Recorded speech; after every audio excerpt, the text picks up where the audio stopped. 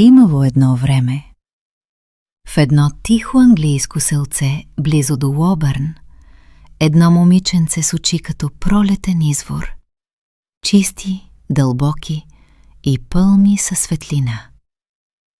То обичало животните, особено елените. Не само заради красотата им, но и заради тяхната тишина, грация, доброта. Всяка сутрин момиченцето вървяло през ливадите, шепнело на цветята и слушало вятъра. Но най-любимото му място бил резерватът за елени.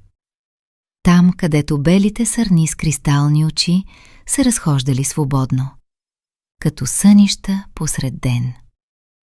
Един ден то седнало край оградата и прошепнало: „Защо сте толкова спокойни, толкова нежни, толкова смели?“ И една сърна го погледнала, не с думи, а с приствие.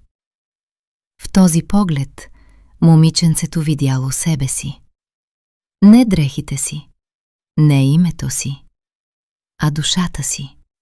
Тиха, чиста, силна.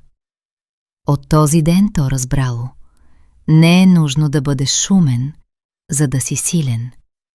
Не е нужно да бъдеш богат, за да сияеш. Трябва само да имаш сърце като на сърна. Тихо, чисто, смело. И където и да отивало, в училище, в града, в света, носело този поглед в себе си. Хората го усещали. Не знаели защо, но се чувствали в безопасност край него.